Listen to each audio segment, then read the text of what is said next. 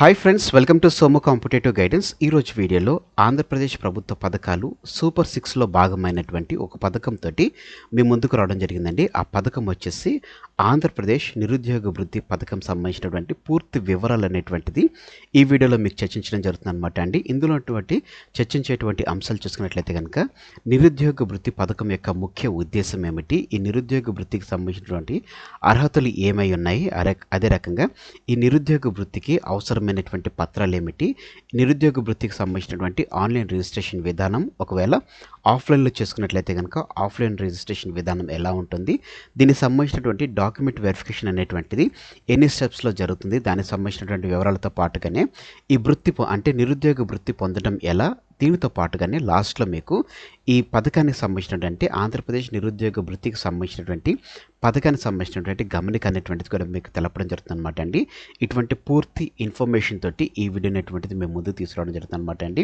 So friends, వివరాల్లోకి మనం వెళ్ళినట్లయితే కనుక అసలు ఈ నిరుద్యోగ వృత్తి పథకానికి సంబంధించినటువంటి ముఖ్య ఉద్దేశం ఏంటి అని మనం చూసుకున్నట్లయితే, ఆంధ్రప్రదేశ్ రాష్ట్ర ప్రభుత్వం నిరుద్యోగ యువతకు ఆర్థిక సహాయం అందించడానికి, అర్హత ఉన్నటువంటి నిరుద్యోగ యువతకు నిరుద్యోగ వృత్తి అందించడమే ఈ పథకం యొక్క ముఖ్య ఉద్దేశంగా తెలపడం జరిగిందనమాట అండి.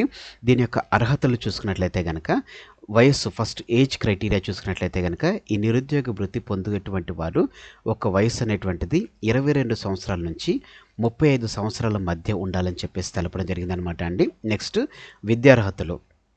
ఎవరైతే ఈ నిరుద్యోగ వృత్తి పథకం పొందాలనుకుంటున్నారో వారి యొక్క విద్యార్హత చూసుకున్నట్లయితే కనుక కంపల్సరీగా మినిమం చూసుకున్నట్లయితే ఇంటర్మీడియట్ పాస్ అని, ఇంటర్మీడియట్ అనేటువంటిది వీరు కోరుకోవడం జరిగింది. అదే రకంగా డిప్లొమా తీసుకున్నట్లయితే కనుక డిప్లొమా, లేకపోతే ఏదైనా గుర్తింపు పొందినటువంటి విశ్వవిద్యాలయం నుంచి డిగ్రీ అనేటువంటిది వీళ్ళు అడగడం జరిగింది అనమాట అండి. మినిమం వచ్చేసి 12th క్లాస్ లేకపోతే డిప్లొమా, మ్యాక్సిమం వచ్చేసి డిగ్రీ లేకపోతే హైయర్ ఎడ్యుకేషన్ అకాడమీ అనేటువంటిది వీళ్ళు తీసుకోవడం జరిగింది అనమాట అండి. రాష్ట్ర పౌరులు దీనికి అర్హులు అని చెప్పేసి తెలపడం జరిగింది అనమాట అండి. ఎవరైతే ఈ నిరుద్యోగ వృత్తి పథకం పొందాలనుకుంటున్న వారు కంపల్సరీ ఆంధ్రప్రదేశ్ పౌరులై ఉండాలని చెప్పేసి తెలపడం జరిగింది. ఇతర మార్గాల్లో చూసుకున్నట్లయితే కనుక ఈ అర్హత పొందినటువంటి వారికి ఏ విధమైనటువంటి ఆదాయం ఉండకూడదని చెప్పేసి తెలపడం జరిగింది అనమాట. నెలకు వచ్చేసి 10,000 లేకపోతే అంతకంటే తక్కువ ఆదాయం ఉన్నటువంటి వారు దీనికి అర్హులు అనమాట. ఒకవేళ దానికంటే ఎక్కువ ఆదాయం ఉన్నటువంటి వారు ఈ నిరుద్యోగ వృత్తికి అర్హులు కాదని చెప్పి తెలపడం జరిగిందనమాట. పరిమాణం కూడా వీళ్ళు తెలపడం జరిగిందనమాట. అంటే ఒకవేళ నిరుద్యోగ వృత్తి పొందుకోవాలనుకున్నట్లయితే కనుక వారికి అవసరమైనటువంటి భూమి యొక్క పరిమాణం ఎంత ఉండాలని చెప్పేసి తెలపడం జరిగింది అనమాట అండి. అభ్యర్థి కుటుంబం పట్టణ ప్రాంతాల్లో ఉన్నట్లయితే కనుక 1500 చదరపు అడుగులు స్థలం అనేటువంటిది, ఒకవేళ గ్రామీణ ప్రాంతాల్లో ఉంటే కనుక 5 ఎకరాల కంటే తక్కువ వ్యవసాయ భూమి కలిగి ఉన్నటువంటి వారు ఈ పథకానికి అర్హులని చెప్పేసి తెలపడం జరిగింది అనమాట అండి. అలాగనే ప్రభుత్వ ఉద్యోగం లేకుండా ఉండాలి. ఎవరైతే ఈ నిరుద్యోగ వృత్తి పథకం పొందాలనుకుంటున్నారో అభ్యర్థి లేకపోతే కుటుంబ సభ్యుల్లో ప్రభుత్వ ఉద్యోగం అనేటువంటిది ఉండకూడదు. అదే రకంగా పెన్షన్ పొందేటువంటి వారు కూడా దీనికి అనర్హులని చెప్పేసి, అంటే గవర్నమెంట్ ఉద్యోగం ఉన్నటువంటి వారు లేకపోతే గవర్నమెంట్ ఉద్యోగం నుంచి రిటైర్డ్ అయ్యి పెన్షన్ తీసుకునేటువంటి వారు దీనికి అర్హులు కారని చెప్పి తెలపడం జరిగింది అనమాట. అంటే కుటుంబ సభ్యుల్లో ఉన్నటువంటి వారు, అభ్యర్థి ఎవరైతే దీనికి అప్లై చేసుకుంటున్నారో వారి కుటుంబంలో గవర్నమెంట్ ఎంప్లాయీ ఉండకూడదు. అలాగనే గవర్నమెంట్ ఎంప్లాయీ పెన్షన్ ఏదైతే పొందుకుంటున్నారో వారు దీనికి అనర్హులు అని చెప్పేసి, ఆ కుటుంబం వారు దీనికి అనర్హులు అని చెప్పేసి తెలపడం జరిగింది అనమాట అండి. అదే రకంగా ఇతర పథకాలు, అభ్యర్థి మరే ఇతర పథకాలు ప్రభుత్వ నిరుద్యోగ వృత్తి పథకం నుండి లబ్ధి పొందకూడదని చెప్పేసి కూడా ఈయన తెలపడం జరిగింది అనమాట. అంటే స్టేట్ గవర్నమెంట్ కాకుండా సెంట్రల్ గవర్నమెంట్ నుంచి వచ్చేటువంటి పథకం, దానికి సంబంధించినటువంటి నిరుద్యోగ వృత్తి పొందుకున్నా కానీ దీనికి అనర్హులు అని చెప్పేసి తెలపడం జరిగింది అనమాట అండి. ఈ నిరుద్యోగ వృత్తి పథకానికి అవసరమైనటువంటి డాక్యుమెంట్స్ ఏంటని మనం చూసుకున్నట్లయితే కనుక ఆధార్ కార్డ్ అనేటువంటిది కంపల్సరీ అనమాట అండి. ఈ ఆధార్ కార్డు ద్వారా చూసుకున్నట్లయితే కనుక వారి యొక్క గుర్తింపు, అదే రకంగా చిరునామా అనేటువంటి తీసుకోవడం జరుగుతుంది అనమాట. నెక్స్ట్ ఎడ్యుకేషన్ సర్టిఫికేట్, వాళ్ళు అంటే మినిమం ఇంటర్మీడియట్ అన్నాం కాబట్టి ఇంటర్మీడియట్ నుంచి అబోవ్ సర్టిఫికేట్స్ ఏ ఉన్నా కానీ ఆ సర్టిఫికేట్స్ అనేటువంటిది కంపల్సరీ ఒరిజినల్ కావాలి. Next address proof, ration card లేకపోతే ఓటర్ ఐడి, ఏదైనా ప్రభుత్వం జారీ చేసినటువంటి చిరునామా ప్రూఫ్ అనేటువంటిది కంపల్సరీ తెలపడం జరిగింది. నెక్స్ట్ బ్యాంక్ ఖాతా వివరాలు, బ్యాంక్ పాస్బుక్ కాపీ అనేటువంటిది ఎవరైతే ఈ నిరుద్యోగ వృత్తికి అప్లై చేసుకుంటున్నారో వారి కంపల్సరీ బ్యాంక్ పాస్బుక్ అనేటువంటిది అడగడం జరిగింది అనమాట అండి. Next BPL, below poverty line ration card అనేటువంటిది, కుటుంబ ఆదాయ సమాచారం సంబంధించినటువంటి రేషన్ కార్డు అనేటువంటిది కూడా, వైట్ రేషన్ కార్డు దానికి సంబంధించినటువంటి వివరాలు కూడా ఇందులో పొందుపరచాలి. ఇది కూడా ఇంపార్టెంట్ డాక్యుమెంట్ అనేటువంటిది తెలపడం జరిగింది అనమాట. సో బ్రీఫ్గా మనం చూసుకున్నట్లయితే కనుక ఆధార్ కార్డ్ అనేటువంటిది కావాలి, ఆ వ్యక్తి యొక్క Aadhaar card, education certificate, address proof, bank account వివరాలు. ఎందుకంటే బ్యాంక్ అకౌంట్ వివరాలు వాళ్ళు ఒకవేళ ఈ వృత్తికి వాళ్ళు అర్హులైనట్లయితే కనుక డైరెక్ట్ వారి బ్యాంక్ ఖాతాలోకి వస్తుంది కాబట్టి వారి బ్యాంక్ యొక్క వివరాలు, బీపీఎల్ రేషన్ కార్డ్ అనేటువంటిది అడగడం ఇంపార్టెంట్ డాక్యుమెంట్స్ అనమాట అండి. ఒకవేళ ఆన్లైన్లో కనుక రిజిస్ట్రేషన్ ప్రాసెస్ చేసుకున్నట్లయితే కనుక దాని యొక్క విధానం ఎలా ఉంటుందని మనం చూసుకున్నట్లయితే కనుక అధికారిక వెబ్సైట్ ఏపీ యువనేస్తం ఏదైతే ఉందో దానికి సంబంధించినటువంటి సైట్లోకి వెళ్ళి మనము అప్లై చేసుకోవాలని చెప్పి తెలపడం జరిగిందనమాట అండి. లింక్ వచ్చేసి https://ap.gov.in వెబ్సైట్లోకి మనం వెళ్ళాలి. ఈ వెబ్సైట్ ఇంకా యాక్టివ్లోకి ఇంకా రాలేదు. ఈ యాక్టివ్లోకి వచ్చిన తర్వాత మనం ఆన్లైన్లోకి వెళ్ళి దీన్ని రిజిస్ట్రేషన్ ప్రాసెస్ అనేటువంటి చేసుకోవచ్చు. నమోదు ఫారం భర్తీ చూసుకున్నట్లయితే కనుక మీ వ్యక్తిగత వివరాలు, విద్యార్హతలు మరియు ఇతర సమాచారాన్ని ఇందులో భర్తీ అనేటువంటి చేయాలి, అంటే మనం ఫిల్ అనేటువంటి చేయాలి.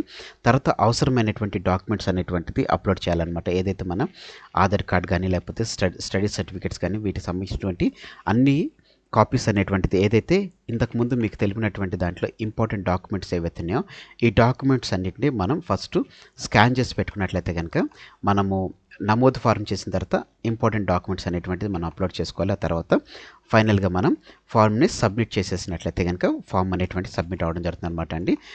ఆ తర్వాత ఆధార్ సమాచారం చూసుకున్నట్లయితే కనుక రిజిస్ట్రేషన్ కంప్లీట్ అయిన తర్వాత మీరు అందుకున్నటువంటి రిసిప్ట్ మరియు అప్లికేషన్ ఐడి అనేటువంటిది భద్రం చేసుకోవాలన్నమాట. ఏదైతే అంటే మీరు అప్లై చేసుకున్నట్లుగా మీకు వచ్చేటువంటి రిజిస్ట్రేషన్ ఫామ్, రిజిస్ట్రేషన్ స్లిప్, ఐడితో కూడినటువంటి ఆ స్లిప్ ఏదైతే ఉందో మీరు దాన్ని ప్రింట్అవుట్ తీసుకుని మీ దగ్గర భద్రంగా పెట్టుకోవాలని చెప్పి తెలపడం జరిగింది. నెక్స్ట్ ఒకవేళ ఆఫ్లైన్లో, ఆన్లైన్లో కాకుండా ఒకవేళ ఆఫ్లైన్లో చేసుకోవాలనుకున్నట్లయితే కనుక ఆ ప్రాసెస్ ఎలా ఉందని మనం చూసుకున్నట్లయితే కనుక గ్రామ వార్డు సచివాలయాన్ని సందర్శించాలి. మీ దగ్గర ఉన్నటువంటి గ్రామ లేకపోతే వార్డు సచివాలయానికి వెళ్ళాలన్నమాట. అక్కడికి వెళ్ళిన తర్వాత ఫారం అనేటువంటి తీసుకోవాలి. ఫామ్ తీసుకుని ఆ ఫామ్లో కార్యాలయంలో నిరుద్యోగ వృత్తి ఫామ్ని తీసుకోవాలి. ఆ తర్వాత ఫామ్ అనేటువంటిది నింపాలన్నమాట. అవసరమైనటువంటి అన్ని వివరాలు, డాక్యుమెంట్స్ ఏదైతే క్రితం తెలియజేసినటువంటి డాక్యుమెంట్స్ ఏవైతే ఉన్నాయో వాటన్నిటిని దాంట్లో అటాచ్ చేసేసి ఆ ఫామ్ అనేటువంటిది నింపాలన్నమాట. ఆ ఫామ్ నింపిన తర్వాత ఫామ్ని డాక్యుమెంట్స్లో ఉన్నటువంటి కార్యాలయంలో దాన్ని సబ్మిట్ అనేటువంటి చేయాలన్నమాట. సబ్మిట్ చేసిన తర్వాత వాళ్ళు దాన్ని సబ్మిట్ చేసిన తర్వాత దానికి సంబంధించినటువంటి మనకి అక్నాలెడ్జ్మెంట్ లాగా మనకు ఒక రిసిప్ట్ అనేటువంటిది ఇస్తారు. ఆ రిసిప్ట్లో ఆ రిసిప్ట్ సంబంధించినటువంటి ఐడి అనేటువంటి దానికి సంబంధించిన పూర్తి వివరాలు ఉంటుంది. దాన్ని మనం ఫర్దర్ డీటెయిల్స్ కింద దాన్ని మనం సేవ్ చేసుకోవాలని చెప్పి తెలపడం జరిగింది అనమాట. డాక్యుమెంట్స్ వెరిఫికేషన్ ఎలా ఉంటుంది, ప్రాసెస్ ఎలా ఉంటుందని మనం చూసుకున్నట్లయితే కనుక అందించినటువంటి డాక్యుమెంట్ను అధికారులు ఫస్ట్ దాన్ని వెరిఫై చేస్తారు. వెరిఫై చేసిన తర్వాత అర్హత తనిఖీ చేసి అర్హత యొక్క అన్ని ప్రమాణాలు పరిగణలోకి తీసుకుని తర్వాత వాటిని కూడా తనిఖీ చేయడం జరుగుతుంది అనమాట అండి. ఈ రకంగా అధికారులు తనిఖీ చేస్తారు. ఆ తర్వాత వచ్చినట్లయితే కనుక వాళ్ళు వచ్చేసి ఒకవేళ చెక్ చేసుకోవాలనుకున్నా కానీ వాళ్ళు చెక్ చేసుకుంటారని చెప్పేసి ఇందులో మనకు తెలపడం జరిగింది. వృత్తి ఎలా పొందుతారు దానికి సంబంధించినటువంటి వివరాలు చూసుకున్నట్లయితే కనుక సక్సెస్ఫుల్ వెరిఫికేషన్ అయినటువంటి వారు ఎవరైతే వెరిఫికేషన్ అనేటువంటిది విజయవంతంగా పూర్తవుతుందో వారికి ప్రతి నెల వారి యొక్క బ్యాంక్ ఖాతాలో వృత్తి అనేటువంటిది జమ చేయడం జరుగుతుంది అనమాట అండి. ఈ గమనిక మనం చూసుకున్నట్లయితే కనుక అప్లికేషన్ ఒకవేళ రిజెక్ట్ అయితే కనుక మా యొక్క ప్రాసెస్ ఏంటి అని చూసుకున్నట్లయితే కనుక అప్లికేషన్ ఒకవేళ రిజెక్ట్ అయితే అప్లికెంట్ అందించిన డాక్యుమెంట్స్ మరియు సమాచారాన్ని వారు సమీక్షించవచ్చు అని చెప్పేసి తెలపడం జరిగింది అనమాట అండి. అప్లికేషన్ స్టేటస్ చెక్ ద్వారా చూసుకున్నట్లయితే మీ అప్లికేషన్ స్టేటస్ అనేటువంటిది వెబ్సైట్ ద్వారా లేదా సచివాలయంలో మీరు చెక్ చేసుకోవచ్చు. అంటే ప్రాసెస్ అవుతుందా లేకపోతే మీ అప్లికేషన్ అనేటువంటిది రిజెక్ట్ అయిందా ఏంటి అనేటువంటి సమాచారం తెలుసుకోవచ్చు. అలాగనే హెల్ప్ లైన్ నెంబర్ కూడా ప్రొవైడ్ చేస్తారనమాట అండి. ఏవైనా సమస్యలు లేకపోతే సందేహాలు ఉన్నప్పుడు ప్రభుత్వం అందించినటువంటి హెల్ప్ లైన్ నెంబర్ లేదా సపోర్ట్ ఈమెయిల్ ద్వారా మీరు సంప్రదించవచ్చు అనమాట అండి. ఈ హెల్ప్ లైన్ అనేటువంటిది యాక్టివ్గా వచ్చినప్పుడు దాని యొక్క నెంబరు లేకపోతే మెయిల్ ఐడి అనేటువంటిది కూడా వచ్చినప్పుడు నేను మీకు దానికి సంబంధించినటువంటి అప్డేట్ అనేటువంటిది మీకు పొందుపరచడం జరుగుతుంది అనమాట అండి. సో ఫ్రెండ్స్, ఇదండి ఆంధ్రప్రదేశ్ ప్రభుత్వం సంబంధించినటువంటి సూపర్ సిక్స్లో భాగమైనటువంటి నిరుద్యోగ వృత్తికి సంబంధించినటువంటి పూర్తి వివరాలతో కూడినటువంటి video. Thanks for watching the video. ఇందులో ఉన్నటువంటి కంటెంట్ అదే రకంగా ఎక్స్ప్లెనేషన్ అనేటువంటిది మీకు నచ్చినట్లయితే మీరు ఇంకా మన సోము కాంపిటేటివ్ గైడెన్స్ అనేటువంటి యూట్యూబ్ ఛానల్ మీరు ఇంకా సబ్స్క్రైబ్ చేసుకోకపోతే కింద సబ్స్క్రైబ్ అనే బటన్ ఉంటుంది. ఆ బటన్ మీరు క్లిక్ చేసిన వెంటనే మీకు పక్కన బెల్ ఐకాన్ పాప్ అవుతుంది. ఆ బెల్ ఐకాన్లో మీరు ఆల్ నోటిఫికేషన్ అని క్లిక్ చేసుకున్నట్లయితే ఎప్పటికప్పుడు లేటెస్ట్ అప్డేట్స్ అనేటువంటిది నోటిఫికేషన్ రూపంలో మీరు మీ డివైస్లో పొందుకోవడం జరుగుతుంది. ఈ వీడియో కనుక మీకు నచ్చినట్లయితే తప్పకుండా లైక్ చేయండి. కింద కామెంట్ సెక్షన్లో కామెంట్ చేయడం మర్చిపోకండి. ఈ వీడియోని మీ ఫ్రెండ్స్ అండ్ ఫ్యామిలీ రిలేటివ్స్ ప్రతి ఒక్కరికి షేర్ చేయడం మర్చిపోకండి. Thanks for watching the video. Have a next day.